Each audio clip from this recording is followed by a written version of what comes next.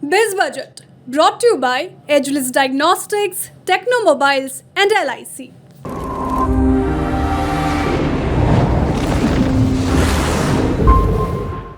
नमस्कार, आप देख रहे हैं बिस्तक और मेरा नाम है ईशा मालवी। इस वीडियो में हम बात करेंगे कि पूर्ण बजट जो पेश किया गया वित्त मंत्री द्वारा उसमें क्या बड़े ऐलान किए गए और सबसे अहम बदलाव जो रियल एस्टेट को लेकर किए गए हैं उस पर हम जानकारी लेने की यहाँ पे कोशिश करेंगे, क्योंकि एक बहुत बड़ा बदलाव है जिसने रियल एस्टेट में जो निवेश करते हैं और उसके द्वारा जो पैसे कमाते थे उनकी रातों की नींद उड़ा दी है। और ये एक बड़ा बदलाव क्या निकलकर सामने आया है उसके बारे में तमाम जानकारी देने के लिए हमारे साथ मौजूद है प्रवीण सर। सर, आपका बहुत बहुत स्वागत है। सर, कैपिटल गेन्स को लेकर एक बड़ा बदलाव किया गया है और इसको एक बार क्योंकि हर कोई यही बात कर रहा है कि प्रॉपर्टी में या जो प्रॉपर्टी में डील करते थे उन लोगों के साथ क्या अब होने वाला है, तो उसके बारे में आप तमाम जानकारियां दे दीजिए एक बार। बिल्कुल, देखिए कल जो आम बजट आया 2024-25 के लिए, उसमें फाइनेंशियल और नॉन फाइनेंशियल जो एसेट्स हैं, इन्वेस्टमेंट हैं, वहाँ पे जो लॉन्ग टर्म गेन टैक्स है और शॉर्ट टर्म गेन टैक्स उसको एक समान कर दिया गया, एक जैसा टैक्स लगेगा। पहले जो लॉन्ग टर्म गेन टैक्स लगता था वो 10% की दर से लगता था, अब उसको 12.5% यानी 12.5% कर दिया गया है। एक बदलाव ये है, जो SGTC था, शॉर्ट टर्म गेन टैक्स था, उसको 15% से बढ़ा के 20% कर दिया गया है। दूसरा बदलाव ये है। और रियल्टी पर अगर हम आए, जो लोग घर खरीदते हैं, दुकान खरीदते हैं या जमीन खरीदते हैं और उसमें इन्वेस्ट करते हैं, उनके लिए एक बड़ा झटका इस बजट में निकल कर आया है। वो ये कि जो इंडेक्सेशन का बेनिफिट आप ले लेते थे, किसी जमीन में, किसी घर में आपने पैसा लगाया, साल 2 साल बाद उसको बेच दिया और उसमें कमाई कर ली और इंडेक्सेशन का बेनिफिट लेके आपने टैक्स बचा लिया, वहां सबसे बड़ा झटका लगा है। सरकार ने कह दिया है कि अब इंडेक्सेशन का बेनिफिट नहीं मिलेगा, आपको जो खरीद कॉस्ट है और जो सेल की कॉस्ट है उसके बीच का जो अंतर है उसके हिसाब से आपको शॉर्ट टर्म या लॉन्ग टर्म गेन टैक्स आपको देना पड़ेगा। तो ये एक बड़ी खबर है और जिसकी वजह से रियल एस्टेट सेक्टर में जो इन्वेस्टर हैं, जो पैसा लगाते हैं, उनके लिए बड़ी परेशानी पैदा हो गई है। बिल्कुल, क्योंकि सर ने हमको बताया कि रियल एस्टेट में जितने भी लोग निवेश करते थे या उसके जरिए जितना भी मोटा पैसा कमाया करते थे, अब उनके लिए एक परेशानी का सबब बनकर ये ऐलान जो है वो निकल कर आया है। सर, LTCG के बारे में बात करना चाहूंगे। LTCG का एग्जेम्पशन भी बढ़ा है, तो उसके बारे में भी अगर आप विस्तार से बिल्कुल, बता सकें। थोड़ी अगर टैक्स देखिए, टैक्स का रेट बढ़ा दिया है, लेकिन एक राहत दी गई है। वो ये राहत है कि पहले जो 1 लाख रुपए पे LTCG लग जाता था, 1 लाख रुपए से ऊपर पे आपको लॉन्ग टर्म गेन टैक्स देना पड़ता था, अब उसको बढ़ा के 1.25 लाख कर दिया। 1,25,000 रुपए तक अगर आपको कैपिटल गेन होता है तो वहां पे आपको टैक्स नहीं देना पड़ेगा लॉन्ग टर्म पे। तो ये यहाँ पे एक छोटी सी 25,000 रुपए की कहिए कि एक थ्रेशोल्ड उसका बढ़ा दिया है। अदरवाइज बाकी जो टैक्स का रेट है वो 10 से 12.5 कर दिया है लॉन्ग टर्म में, और जो 15% था शॉर्ट टर्म गेन टैक्स उसको 20% कर दिया गया है। बिल्कुल जी। तो सर, यहाँ पे मैं ये समझना चाहूंगी कि इससे जो पूरा प्रॉपर्टी का सिनेरियो है, क्योंकि हमने देखा है कि कोविड के बाद जो है देश भर में जो प्रॉपर्टी की कीमत है वो बहुत ज्यादा तरीके से बूम की उन्होंने। तो अब क्या प्रॉपर्टी में जो खरीदारी हम देखते आ रहे थे वो क्या ट्रेंड बदल जाएगा? क्या उसको एक बड़ा झटका लगते हुए हम देख सकते हैं? बिल्कुल, पिछले 4-5 साल में 2019-20 के बाद से हमने ये देखा कि लगातार, चाहे मेट्रो हों या नॉन मेट्रो शहर हों, छोटे शहर हों, वहाँ पे भी प्रॉपर्टी के रेट्स में एक बूम आया, एक बहुत तेजी दिखाई दी है। लोगों ने जम के इन्वेस्ट किया और जिन लोगों ने पहले पैसे लगाए थे उन्होंने वहाँ पे प्रॉफिट भी बुक किए हैं रियल एस्टेट सेक्टर में।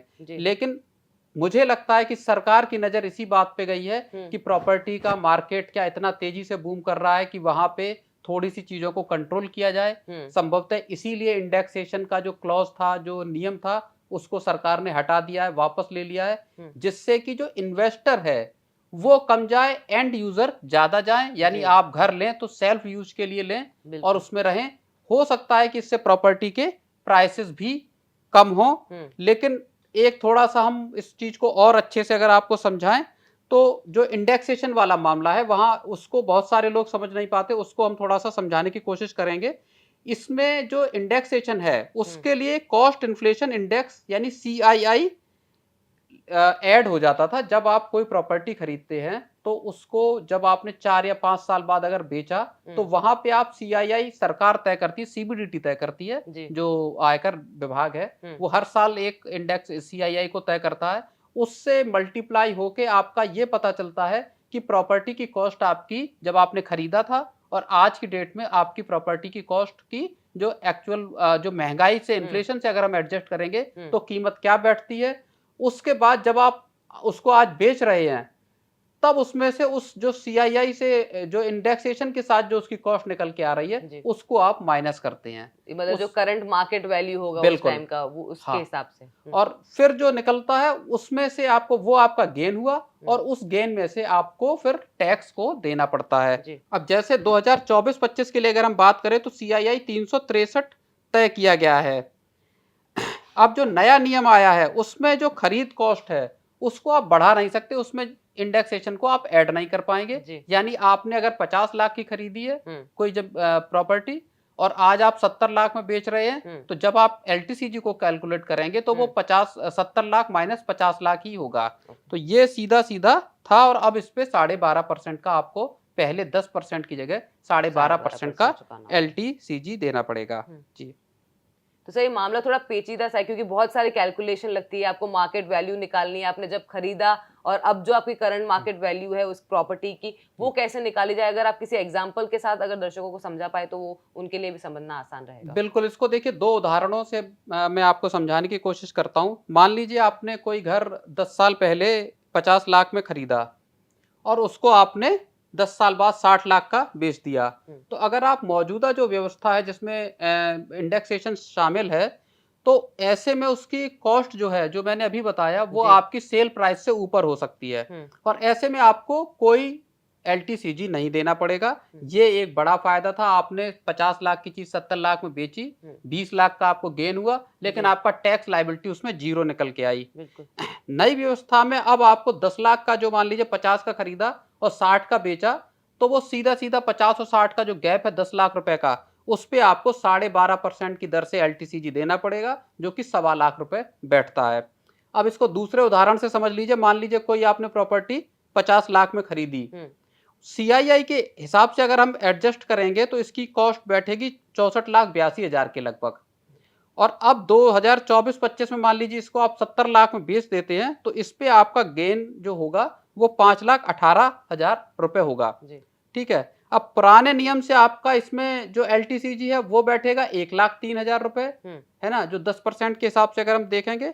और नए नियम के हिसाब से इसको देखेंगे तो जो खरीद भाव आपकी 50 लाख है, बिक्री भाव आपका 70 लाख है, गेन आपका हुआ 20 लाख और ऐसे में एलटीसीजी आपका 2.5 लाख रुपए बैठेगा। तो ये जो एक बड़ा डिफरेंस आ रहा है ये इन्वेस्टर्स को जो इस मार्केट में है, बल्कि रियल एस्टेट के जो डेवलपर हैं और जो प्लेयर्स हैं उनके लिए भी परेशानी का सबब बन सकता है क्योंकि इस सेक्टर में बड़े पैमाने पे जो एंड यूजर तो है ही, इन्वेस्टर भी बहुत बड़े पैमाने पे इस सेक्टर में है। और जो प्राइसेस में जो हाइक हुआ है पीछे कुछ वक्त में, मुझे लगता है सरकार ने उसी को देखते हुए शायद इसको बढ़ाने का जो फैसला किया है ताकि एंड यूजर्स की यहाँ पे अधिकता हो और जो स्पेकुलेशन और जो प्राइसेस में जो शूटअप था उसको थोड़ा सा कूल किया जा सके इस मार्केट को। बिल्कुल। तो यहाँ पे सर ने हमको 2 उदाहरण के साथ समझाया कि अगर आपने कोई प्रॉपर्टी में डील किया है तो उसको कैसे आप कैलकुलेट कर सकते हैं और अपना जो करंट मार्केट वैल्यू है उसको निकाल सकते हैं। लेकिन सर यहाँ पे मैं ये भी समझना चाहूंगी कि जो सरकार ने, जो वित्त मंत्री ने ऐलान किया है बजट में, तो ये कौन से साल से ये लागू हो जाएगा? क्योंकि ऐसा तो नहीं है कि लोग जो है अभी अभी खरीदारी करने शुरू हुई है। प्रॉपर्टी में डीलिंग तो कब से ही होते आई है, तो ये एक्सक्लूड जो हम लोग कह रहे हैं कट ऑफ जो है वो कब से शुरू होगा? उसके लिए देखिए 2001 का साल बेहद अहम है। 2001 का जो वर्ष है उसको कट ऑफ के तौर पे लिया जाएगा। यानी 2001 के बाद आपने जो भी प्रॉपर्टी खरीदी है अब अगर आप उसको बेचेंगे तो उस पे आपको इंडेक्सेशन का बेनिफिट नहीं मिलेगा।